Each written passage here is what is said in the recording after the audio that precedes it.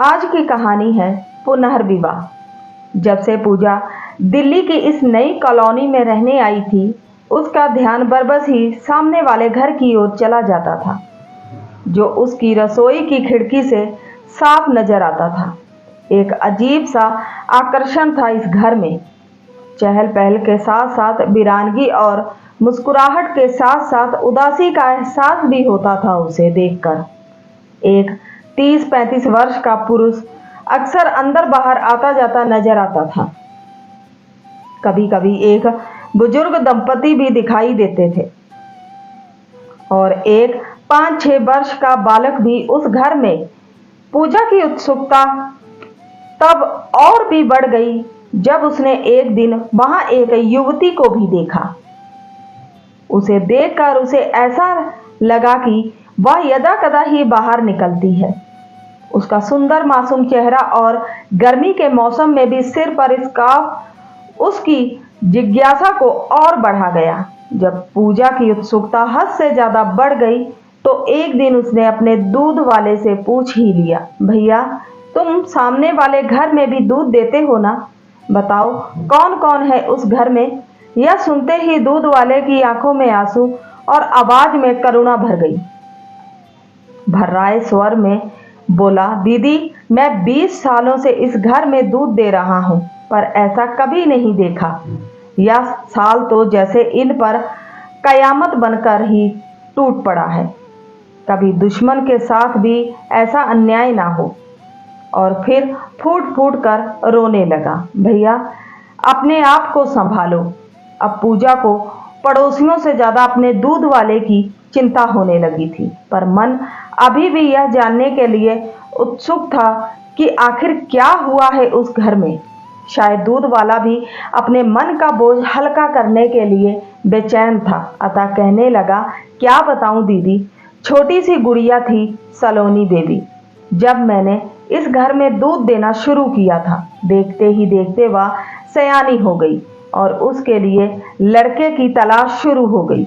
सलोनी baby ऐसी थी कि सबको देखते ही पसंद आ जाए, पर वर भी उसके जोड़ का होना चाहिए था ना।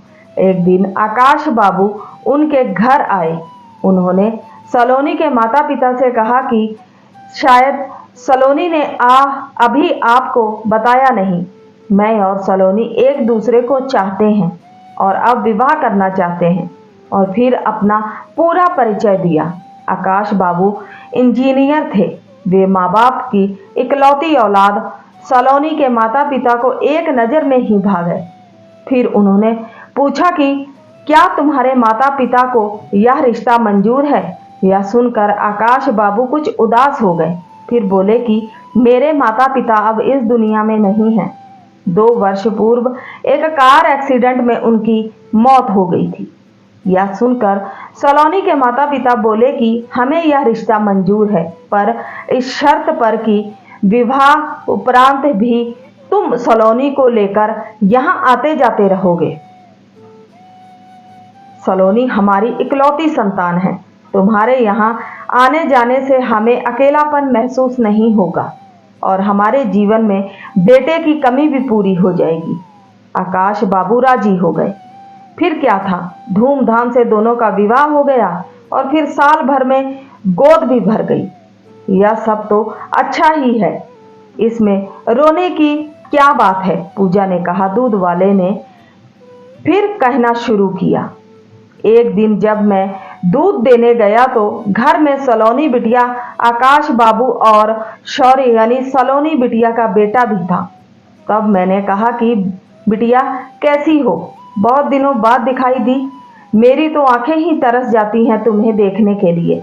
पर मैं बड़ा हैरान हुआ कि जो सलोनी मुझे काका काका कहते नहीं थकती थी, वह मेरी बात सुनकर मुंह फेर कर अंदर चली गई।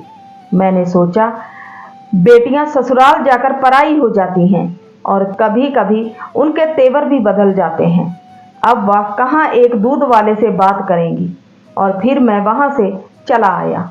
पर अगले ही दिन मुझे मालूम पड़ा कि मुझसे ना मिलने की वजह कुछ और ही थी। सलोनी बिटिया नहीं चाहती थी कि सदा उसका खिला खिला चेहरा देखने वाला काका उसका उदास व मायूस चेहरा देखे।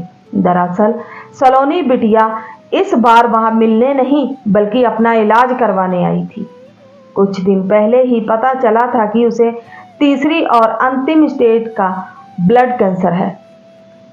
इसलिए डॉक्टर ने जल्दी से जल्दी दिल्ली ले जाने को कहा था। यहाँ इस बीमारी का इलाज नहीं था। सलोनी को अच्छे से अच्छे डॉक्टर को दिखाया गया पर कोई फायदा नहीं हुआ। ब्लड कैंसर की वजह से सलोनी बिटिया की हालत दिनों दिन बिगड़ती चली गई।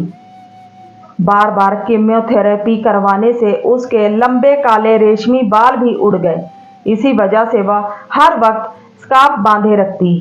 कितनी बार खून बदलवाया गया पर सब व्यर्थ। आकाश बाबू बहुत चाहते हैं सलोनी बिटिया को, हमेशा उसी के सिरहाने बैठे रहते हैं।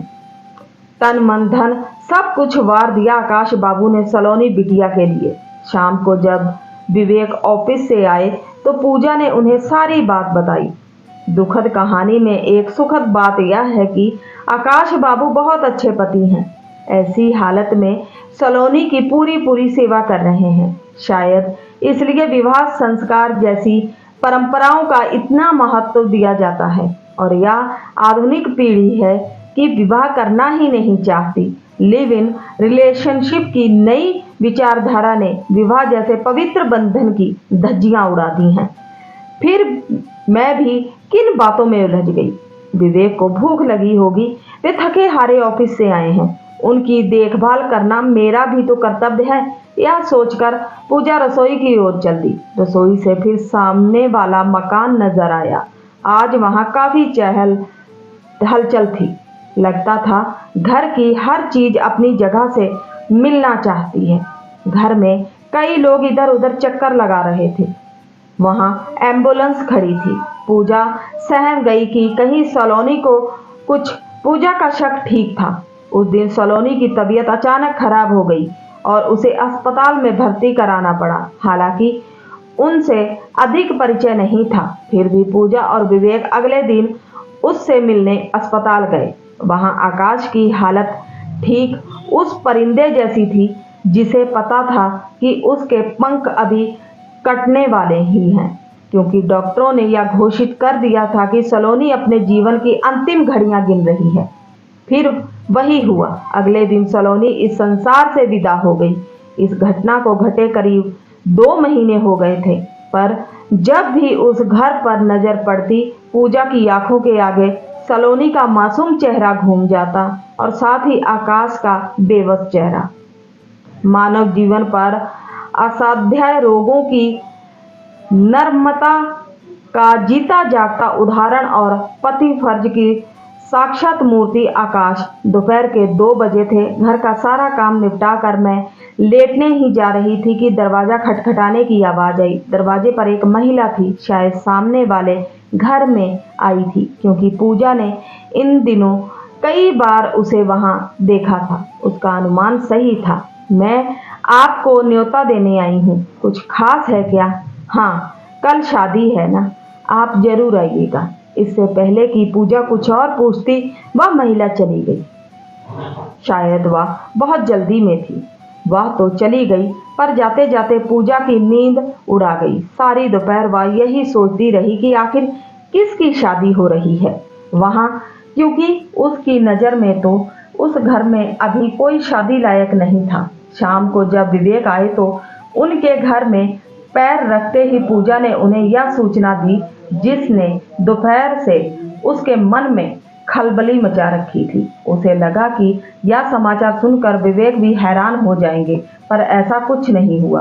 वे वैसे ही शांत रहे जैसे पहले थे। बोले, ठीक है, चली जाना, हम पड़ोसी हैं, पर शादी किसकी है? आपको यह जानने की उत्सुकता नहीं है क्या? पूजा ने तनिक भौहें सिकोड़ कर पूछा, क्योंकि उसे लगा कि विवेक उसकी बातों में रुचि नहीं ले रहे हैं। और किसकी? आकाश की। अब शौर्य की तो करने से रहे। इतनी छोटी उम्र में आकाश के घर वाले चाहते हैं कि यह शीघ्र ही हो जाए, क्योंकि आकाश को इसी माह विदेश जाना है।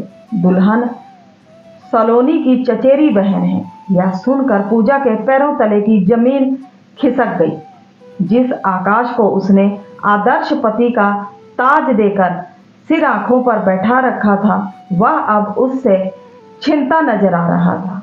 उसने सोचा कि पत्नी को मरे अभी 2 महीने भी नहीं हुए और दूसरा विवाह, तो क्या वह प्यार, सेवा भाव, मायूसी सब दिखावा था?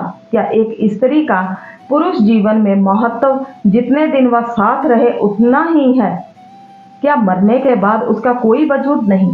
मुझे कुछ हो जाए तो क्या विवेक भी ऐसा ही करेंगे? इन विचारों ने पूजा को अंदर तक हिला दिया और वह सिर पकड़कर सोफे पर बैठ गई। उसे सारा कमरा घूमता नजर आ रहा था। जब विवेक वहां आए तो पूजा को इस हालत में देखकर घबरा गए और फिर उसका सिर गोद में रखकर बोले, क्या हो गया है तुम्हें?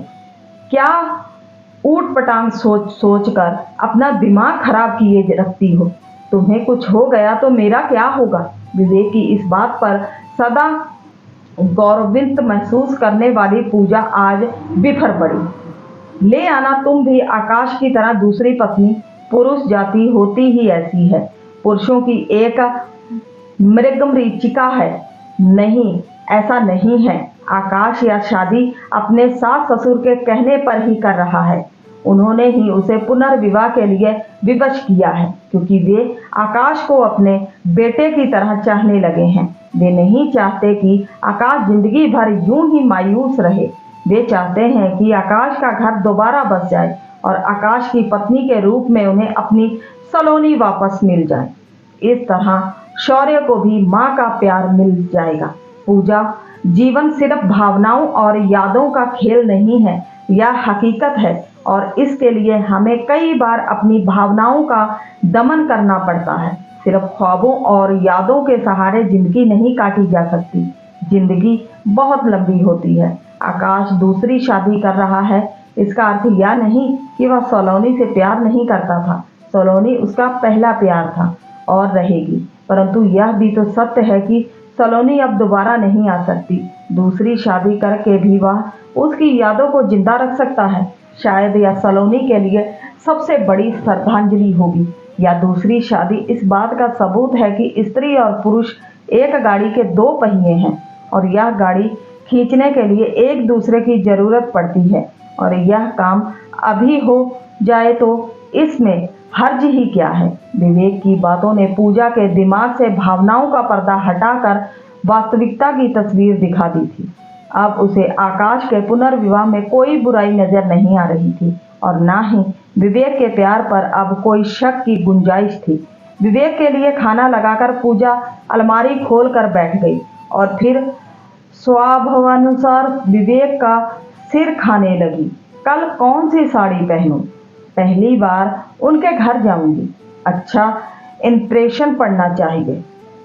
विवेक ने भी सदा की तरह मुस्कुराते हुए कहा, कोई भी पहन लो, तुम पर तो हर साड़ी खिलती है, तुम हो ही इतनी सुंदर। पूजा विवेक की प्यार भरी बातें सुनकर गर्वित हो उठी। उम्मीद करते हैं आज की कहानी अच्छी लगी होगी। अच्छी लगी है तो सपोर्ट कीजिए। मिलते हैं किसी नई कहानी के साथ मेरे प्यारे दोस्तों, तब तक के लिए बाय।